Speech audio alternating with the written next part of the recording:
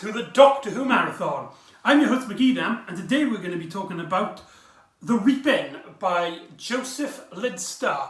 This is an audio venture, and it is the 86th release in the Doctor Who monthly range by Big Finish Productions. I don't really know much about the behind the scenes and this sort of whether if people like it or not. I haven't heard a lot of people talk about this one. It sees the return of the Cybermen, specifically the 80s incarnation of the Cybermen with the Cyber Leader. Although here they couldn't get David Banks to return, so in this story we have Nicholas Briggs, who does a lot of monster voices in Doctor Who, both in Big Finish audio dramas and in the new series. So that's really cool.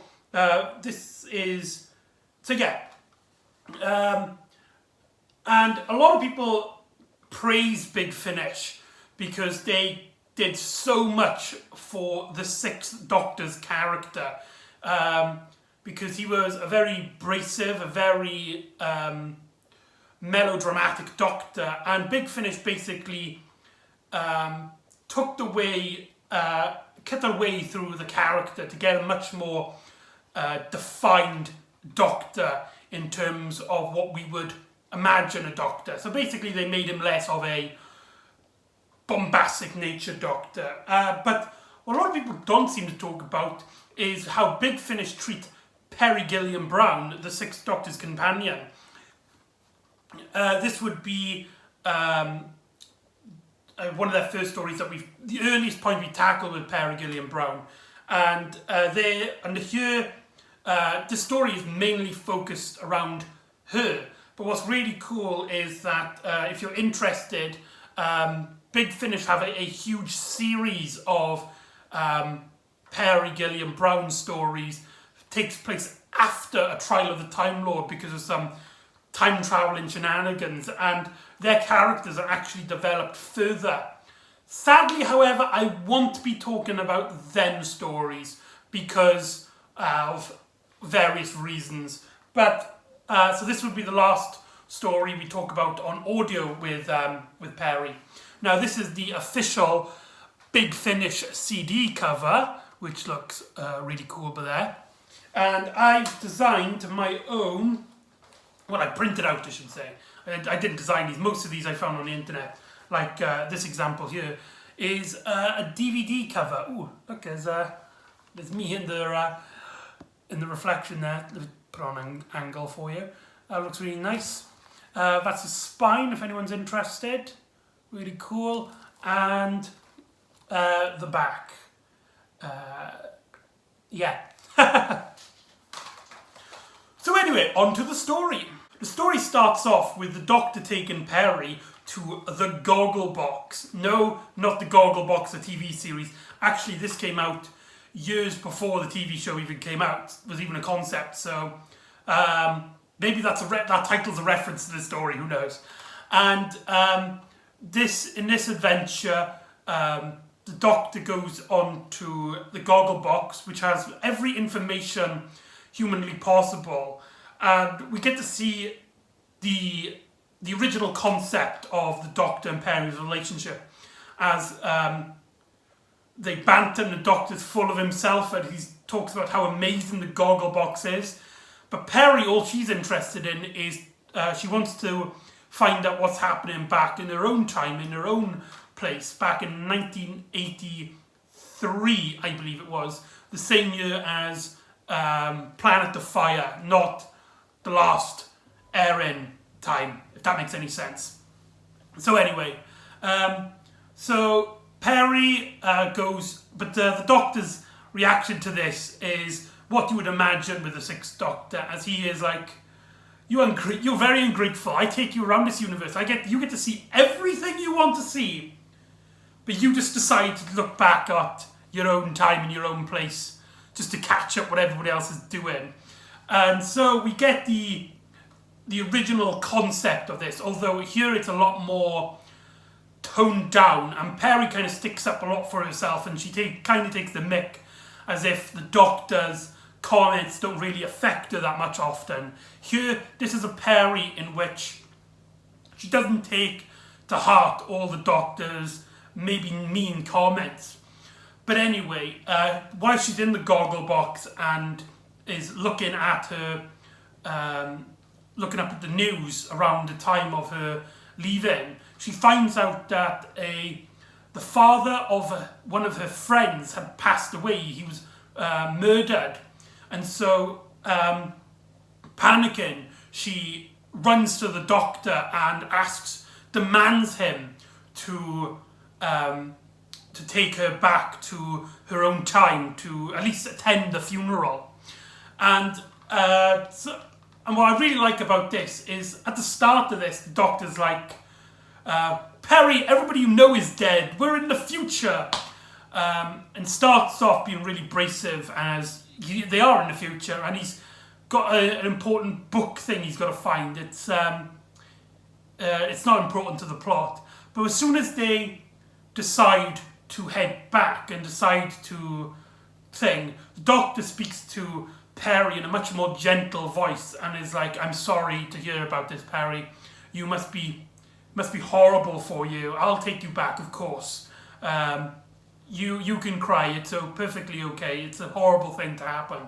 Which just shows the contrast between what we know, what we consider the Sixth Doctor on a very basic point, and then we got this kind of sweet, kind Doctor who, when it's just them two alone, he can calm down. He can speak to her as a perfectly fine human being, and the rest of the story then is basically, the majority of the plot is basically Perry being reunited with her friends and family, who she has a difficult relationship with her mother.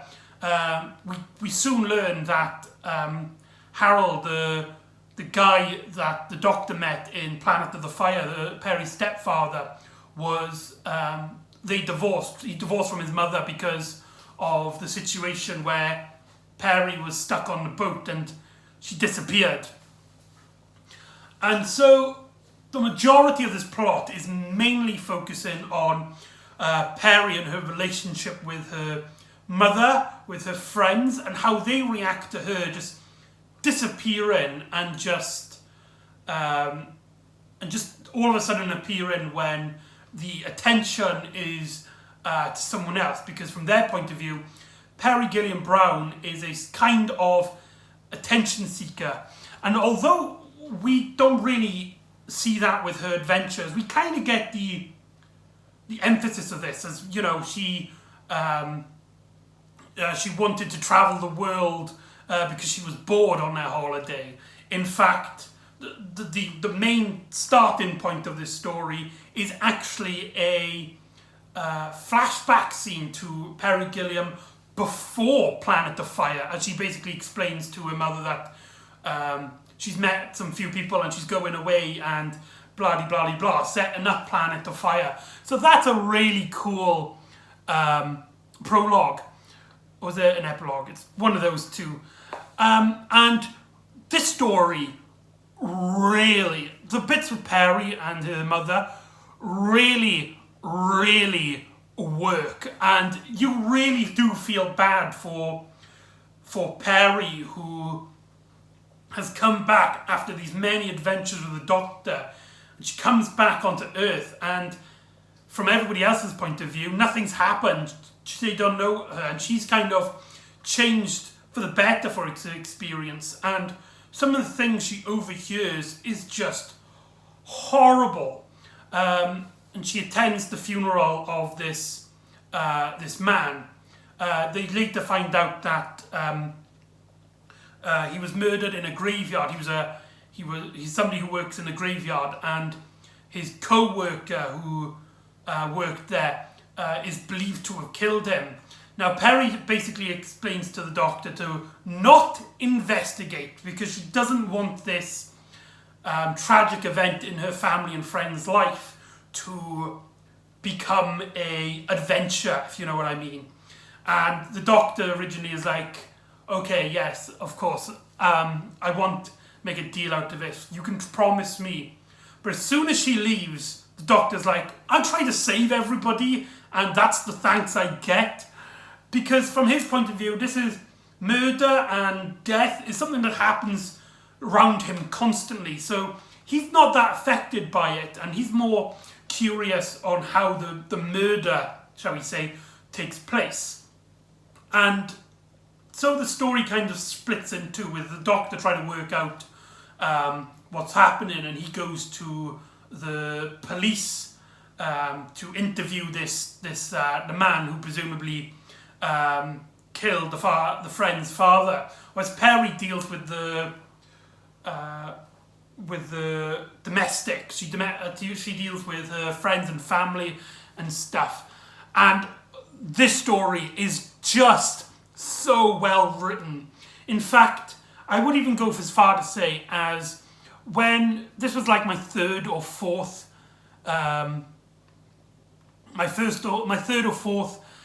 Big Finish, one of my first audio dramas I listened to, and this is the first one I would generally consider I fell in love with. This is the story that got me into audio dramas, and what it does for Perry is just lovely jubbly. As we see a lot of how people's relationships are to one another, as Perry has kind of a sit down and she has a cry with her friend. She argues with her mother, who was wondering where she had been, and that her mother basically blames Perry for her failed marriage, and she also believes that Perry is some sort of selfish failure in a way, and this really affects Perry, and she basically learns to stand up for herself after the adventure of the doctors basically toughened her up.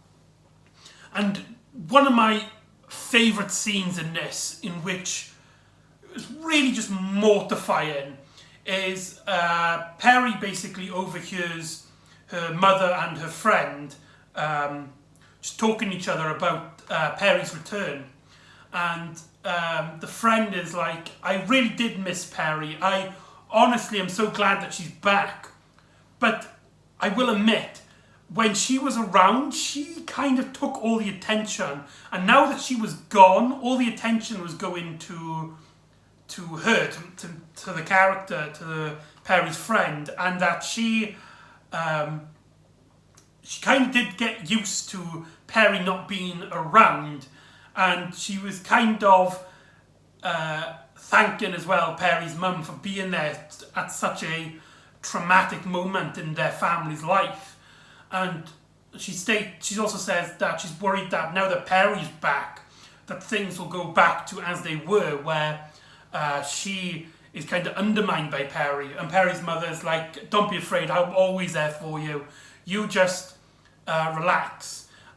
And Perry hears all of this, and you can hear Nicola Bryant's breathing as she listens on, and she starts crying as she listens on. My God, that is such a beautifully written moment, a very brilliant scene, and it's just the emotions that play with your head, because this shows a whole new light to Perry throughout her adventures on the TV series. Apart from really the Planet of Fire, her main character trait is that she's just the sweet, innocent one who just so be travelling with the Doctor.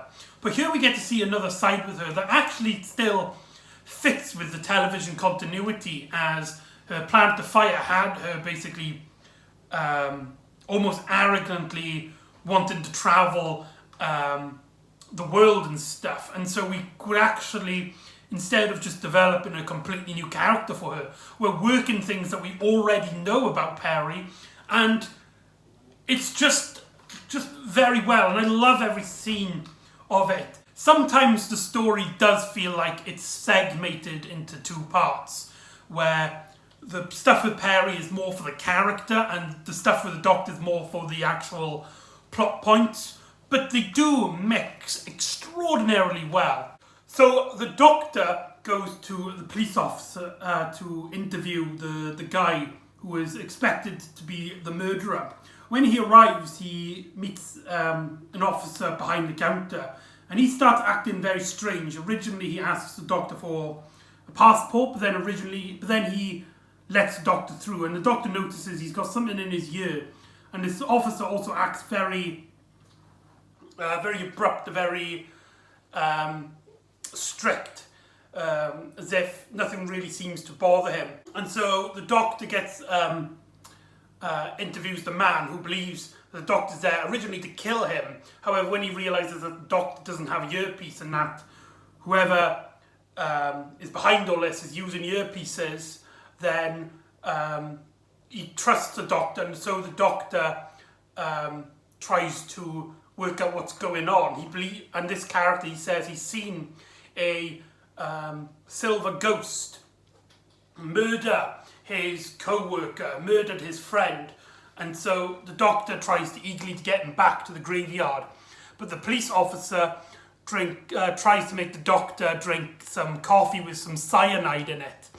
And I really, really love this scene in which the doctor basically reasons with this police officer, and the police officer is like hell and is like threatening them to like stay there, we kill you. And the doctor's like, well, if you want to, if you are going to attack us, we'll be forced to throw this really hot coffee over your face. And the doctor's like, do you want that? And the police officer's like, no. Well, then the logical thing to do is to let us go and to avoid the coffee hitting you. Correct? Correct. Okay, come on. And the doctor and this guy walk out to the police office unharmed, which I just find hilarious. The doctor later explains that he's being controlled by someone, and either the officer's original consciousness is more powerful, or the signal that's been controlling him is extremely weak, which allows the doctor to basically manipulate his way out of this. And yes, and so the plot with the doctor and this gravedigger and them trying to work out what's going on is maybe more plot heavy than some sort of character driven, but there is a lot of great character beats here. For example, this character basically believes his wife had passed away of cancer a few years back, and there's a great moment in which he tells the doctor to forget about it. Don't worry about the silver ghost. Just let it all go, and we don't have to worry about it. And the doctor's like, okay then, we'll just turn a blind eye, and we'll turn a blind eye when it happens again. Happens again? Yes. Well, of course it's going to happen again, and it wouldn't be our problem because we'll just turn our heads, and it won't be our problem. And then the doctor. This is one of like the more darker scenes in the Sixth Doctor's era, in my opinion. This is a really great, but really manipulative Doctor, which reminds me of something that the Seventh Doctor would do, in which the Doctor says that he basically talks about like the doctors that helped the gravedigger's wife from cancer, and that because of the doctors they had 3 extra years to spend with each other, and because this character is like, no, this is not part of it, I'm gonna give up, I'm just gonna run away and don't worry about any of this. And the doctor kind of manipulates him by going, well, the doctors shouldn't have bothered, they should have just let her die. I mean, what was the point? She was going to die anyway. And this character starts to basically is like, what, you disgusting man? I said, I'm gonna bloody, ah! And then the doctor basically calms down and realizes, like, he's upset them and is like, the reason why you got 3 extra years, the why that you can cherish these moments is because these doctors didn't give up. And you shouldn't give up. We should see this to the bitter end and work out what's going on. And that's just a really powerful scene. That is a very fantastically written moment. However, there is a loose plot thread that that is throughout this story. I forgot to mention that this is actually part of a loose Cyberman trilogy. One story featuring the 7th Doctor, which we will be tackling, this story, and another story with the 5th Doctor, which we haven't tackled. And this kind of subplot in which characters just randomly say 86, 87, and here it's not explained. It's basically like the Bad Wolf, only it happens a lot in one story. And yeah, it does feel really strange in this story, because characters just seem to say it out of random, and the Doctor has scenes where he's like, why does people keep saying that? And then people just like ignore like everything and keep the plot forward. And those bits are really distracting in my opinion, but it's so well written that I can see past them. So the Doctor goes to the graveyard and actually dig up the grave of the person that they were looking for, and the Doctor discovers cyber technology. Cybermen are there. Back at Perry and their family's house, they find an old videotape with the deceased man on it. It's like a party video, like a family video, homemade video. And just before it ends, he turns to the camera and tells his children to keep watching. And they turn it off, and Perry's like, hold on, that's really strange. Give the tape over here, and they play it. And then, after some static, another video plays with the man. And basically he explains that he has been mind controlled by someone, by these creatures, and he names them the Cybermen, shocking Perry. And Perry then goes searching for the Doctor. And whilst this is going on, back at the Doctor, a Cyberman being converted by the dead remains of this character comes out and tries to attack the Doctor and the Gravedigger, leaving this and that's our cliffhanger. This is a 2-part long story, and this is just so goddamn awesome. Part 1 really has 2 plot points separated, but it's paced extremely well as we get a lot of plot in the Doctor's plotline and a lot of character in Perry's plotline, but it's not like they're exclusively from these part of points. We do get a little bit of plot with Perry, we do get a little bit of character with the Doctor side of things, and it keeps the story in a much engaging dynamic. And when they both work out it's Cybermen, then the storylines team up at the start of part 2, and Doctor and Perry reunite with their family, and they basically have they lock themselves away, and the Doctor's trying to work out what's going on and how they shouldn't be able to convert the dead. And Perry basically realizes, hold on, we met them before in 1986, 1985, but that was in the future. And one of the Cybermen actually knew Perry's name. The Cyberman who has been converted recognizes the Doctor and Perry, but doesn't recognize any other family members. So the Doctor basically clicks, damn it, these are time-traveling Cybermen from the distant future who have come back in time to, again, prevent the death of Mondas. Very similar to the plot of Attack of the Cybermen.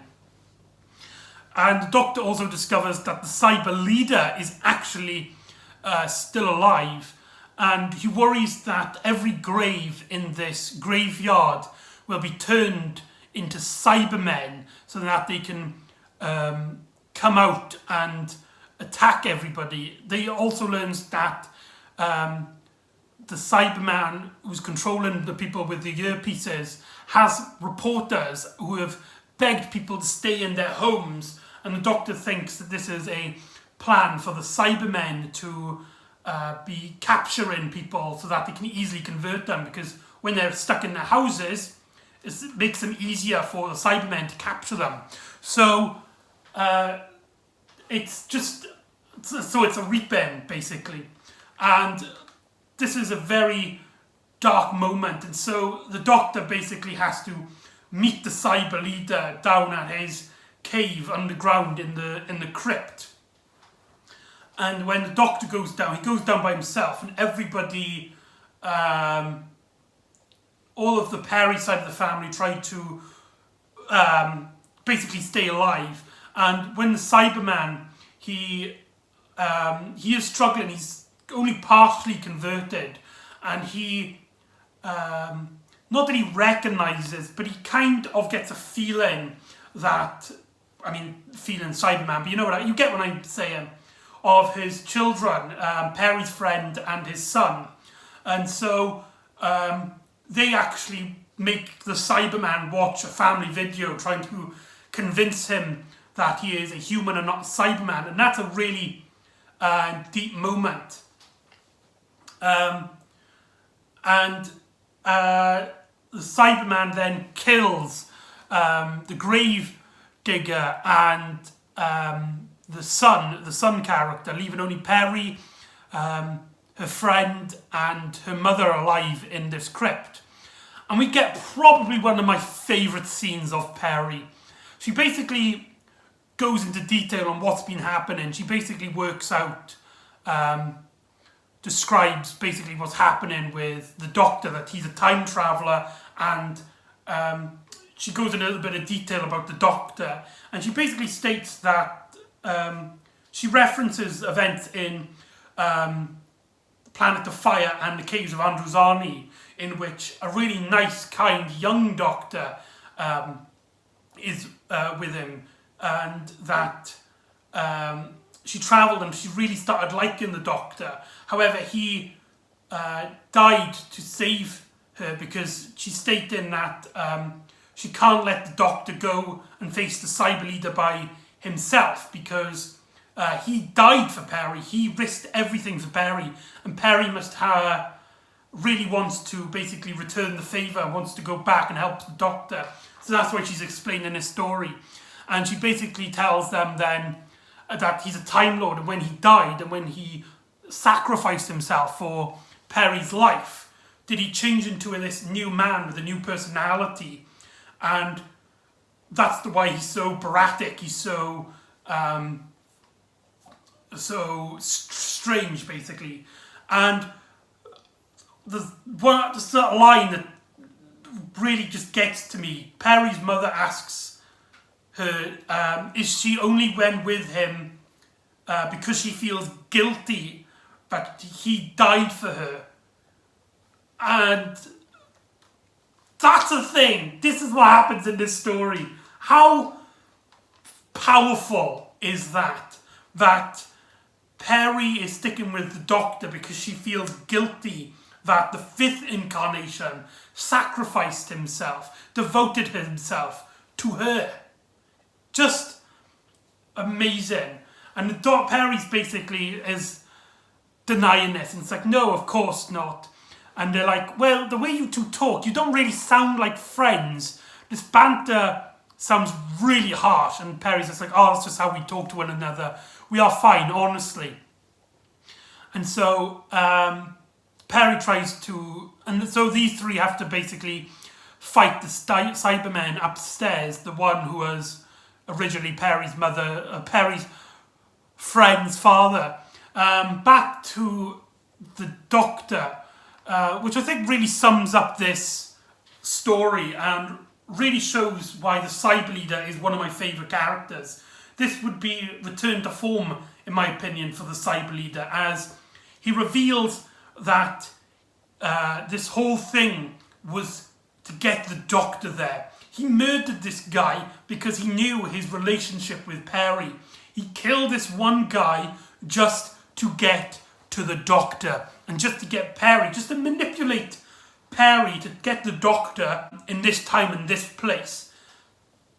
That just sums up the whole plot. I mean, at the start of it, Perry tells the Doctor, don't make a huge thing out of this. And the Doctor's like, how dare you accuse me? I mean, he says that when he's away from her, but, you know, you get the idea. And here, all this death, all this destruction that's happening to Perry's friends and family, all this torment, is technically done because of the Doctor, as the Cyber Leader knew that to manipulate Perry to get the Doctor here, he's going to kill them. He killed this guy, and he is going to kill Perry and everybody. And because of that, the Doctor is basically under the Cyber Leader's mercy. The Cyber Leader also explains as well that he hasn't actually discovered the technology to convert the dead. He converted this one man slowly throughout his life, and so his plan is basically that when he died, it made it look like they're a bunch of Cybermen, and because of that, it leaves this big mystery for the Doctor to solve so that he can get there, manipulating the Doctor to his extremes. And that's what I absolutely love about the Cyberman, the Cyber Leader in Earthshock. This is a villain that knows the Doctor's buttons, knows that if you manipulate the Doctor, if you manipulate his companions, then he's basically, he's wrong for not allowing emotions to take place. But you can see from his point of view, and he basically proves it, that emotions are a weakness. And the Doctor doesn't seem to really care as well, which really sums up the themes and the whole situation of the plot. And so the Cyber Leader basically threatens to kill Perry, and if for the Doctor to take this device which will convert any living thing into a Cyberman, take it to the dawn of the Earth and convert the first human. And so when they go back to 1984, when this story takes place, then these things, then everyone will basically become a Cyberman. But the Doctor tricks the Cyber Leader by not actually taking this egg thing to its place. He just went outside and came back. And when he took the Cyber Leader outside, the Cyber Leader's incredibly injured in this story. He takes the Cyber Leader on what the Cyber Leader believes is a converted Earth, but in actuality it is Mondas, and we actually get a few cameos from some original Cybermen voices. In fact, one of them, I believe, is from Spare Parts, the 5th Doctor Cyberman audio drama, which we've tackled. And so that's really, that is like the ending of the plot, but it's not really the ending for the story, as when the Doctor arrives back, he basically shows that this egg thing is supposed to convert everybody, and everyone is safe, everyone's fine. But Perry sees all this death and destruction, and she basically wants to stay there. She doesn't want to travel with the Doctor anymore. She can't leave her friends and family and loved ones distorted again. So they kind of say goodbye to each other in a very hard, for each character, knowing that this adventure's really affected them heavily. And so the Doctor travels back to the goggle box, and he basically looks up what happens to Perry, only to discover on the same, on a week or two later, Perry's mother actually picked up this egg thing, which because she didn't know the coordinates of how to open it, actually blows up and kills every other surviving character except for Perry. And so Perry actually attends her own mother's funeral, and the Doctor comes back and is like, I'm so sorry, Perry, it's not, this is such a horrible thing. I don't even know if it's actually stated if the Doctor and Perry knew it was this device that killed them, which is just which just sums up the Doctor's life, this Doctor's lifestyle, this adventure is basically torturing Peri from her family, to the point where when Peri wanted to stay, her entire family and friends were killed, basically. And so Peri decides, with nothing left for her on Earth, that she is going to travel with the Doctor, ending our story. And so that's the Reaping. Overall, in my opinion, it is the best, one of the best audio dramas I've ever listened to. It's one of my favourite pieces to listen to. Maybe it's because I'm nostalgic, because this is one of my first audio dramas I listened to. Maybe it's because I really like the Sixth Doctor and Peri's relationship throughout this, and really sums up what makes them tick. But there's also a lot of great dramatic moments. The music in this is very unlike 80s Doctor Who. We've got this really mellow guitar, like acoustic sounds playing, and it really establishes the mood of this story. And I can't state enough, this story is fantastic. And in my opinion, this is going to be really controversial. I prefer it so much more than Spare Parts. I like Spare Parts, but I didn't think it was the best thing that everybody talks about. If people were talking the same thing about this story, I'd be totally agreeing with them. This story is, in my opinion, a must listen to. So there you go, that's the Reaping. So join me next time, where we'll take a little detour and find out what Romana and Leela are up to. So join me next time for Gallifrey's Square One. And I'll see you next time on the Doctor Who Marathon. Ta-da!